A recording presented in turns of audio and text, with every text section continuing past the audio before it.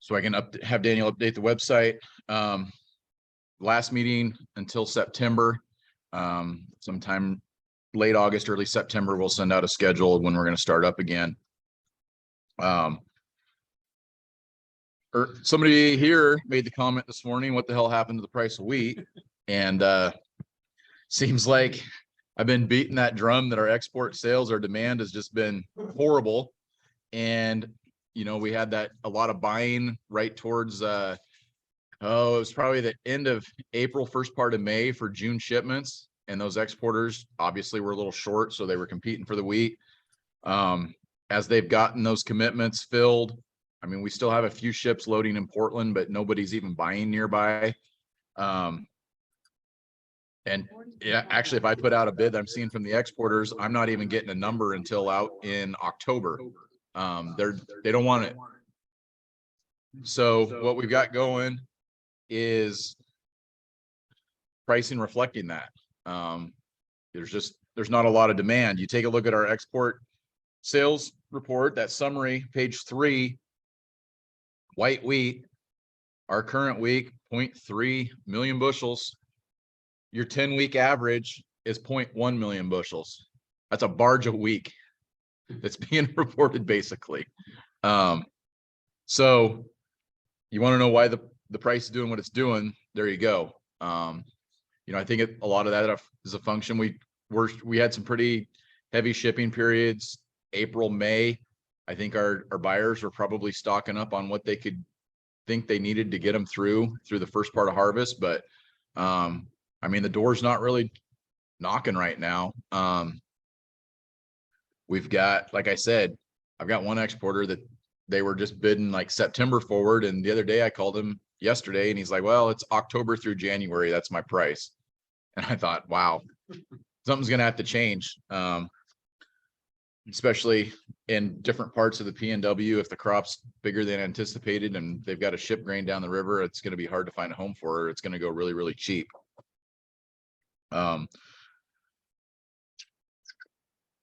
Being the fact there was 0.3 million bushels is probably not even worth looking at the soft white or white wheat page. Yeah, it looks like it looks like it went to Japan, so it was probably a grocery boat. Had a bunch of other products on there. Really the tire kickers, you'd think with this price right here, there'd be more people calling and at least trying to get some good price discovery. But even worldwide, it's quiet. I mean, you look at wheat that's originated out of like the Black Sea region. Egypt's not in tendering. It's just really, really quiet. Kind of that pre-harvest lull, I think. So that's why things are doing what they're doing. I can't even BS you and try to make up good news. On the future side of things, I mean, we've been playing in a weather market. We had a run up week ago, 2 weeks ago, a nice little run, and then we've erased most of that. I mean, futures trading down around 650 now. You know, we were kind of bouncing around that 620 mark, pushed up as high as what, Jeff, about 760, 770, 780. Yeah, pretty dirty. And then on futures, and then all of a sudden we backed that off and down around the 650. We do have a stocks and acreage report this morning coming out. It's a quarterly, isn't it? Yeah, it's a quarterly report, so we'll see if there's any adjustment there. You know, the market, after being pretty active, I guess, selling off the first part of this week, it's kind of, everybody's kind of mellowed out waiting for this report. A lot of your drive down the first part of this week was rain in the Corn Belt. Definitely in a weather market. That's why you're seeing the market change partway through the day when they come out with their mid-morning updates to their weather forecast. Boom, it can go from a dry forecast to precipitation in the next week to 10 days, and the market sells off. So, or vice versa. So it's kind of interesting. I mean, we're getting used to this volatility in the market, but it's just a different reason right now than what we've seen before.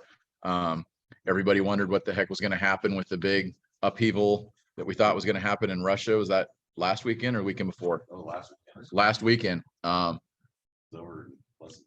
and it was boom over before the market could open up Sunday night. So I know my phone was going off at 10 o'clock at night and Friday night, and we thought we were going to have something happening and preparing for what was going to happen Monday. And then all of a sudden, boom, nothing happened and the market went the other way. So I do have some stats to share with you guys. This is just this week on some different reports that have came out.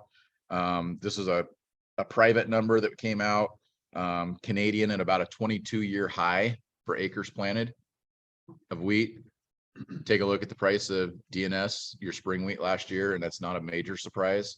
Those high acres, though, we've all seen all the news about being dry in Canada with the wildfires that started first part of May. So there's a bunch of acres there, but will the bushels actually show up? So that'll be one yet to play out. Numbers out of Ukraine, you got private estimates at 23 to 24 million metric tons for the crop, which is pretty decent.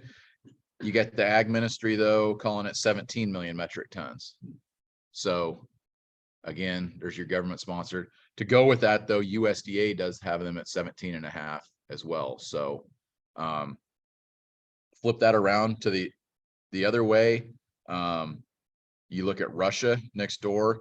Supposedly they're calling it almost 4.5% of winter kill of the crop that's as of June 1st. They think that's due to some drought conditions and the plant not being healthy. And so, it, not widespread, but definitely a decent number because you compare it to last year. I think their total winter kill for the crop was about 1%. So significantly higher than that. To put a comparison there, Ag Ministry put that crop at 78 million metric ton. USDA has it pegged at 85. So there's some variation there between the government reporting agencies. So I guess I will leave you, though, with one bit of good news, I guess, for white wheat. That demand that's nearly zero.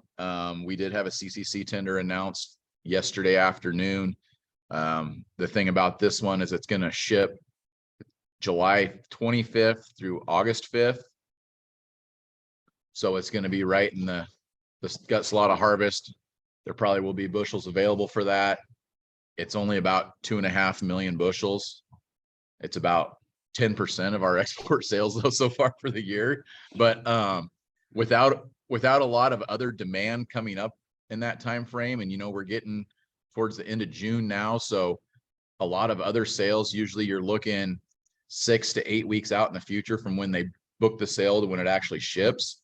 So I'm not seeing that there's going to be a whole lot of other activity happening right there. So I'm going to guess exporters aren't going to look for backing and look for a big number on this stuff, and they're probably going to short it and figure they can buy it cheap or have crop available, especially somebody that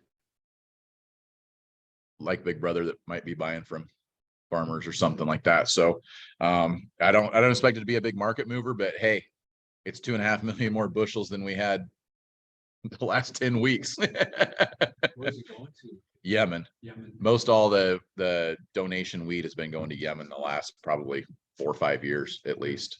But Yemen also buys a fair amount. I think it's kind of a give and take type deal that as long as they continue to purchase some on their own, the government will continue to help that humanitarian effort. So with that, does anybody have any questions out there?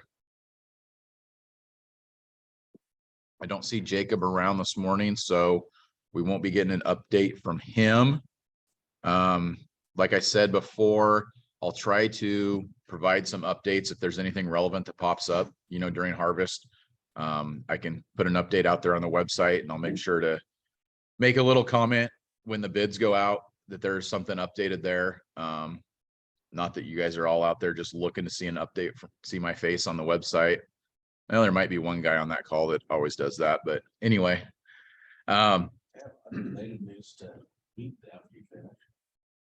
Okay, for the whole thing. All right, Josh McNabb's going to come over and sit in front of the camera here. I was going to say the Dallas and Sherman will Little Leagues all in the championship. Oh, yeah.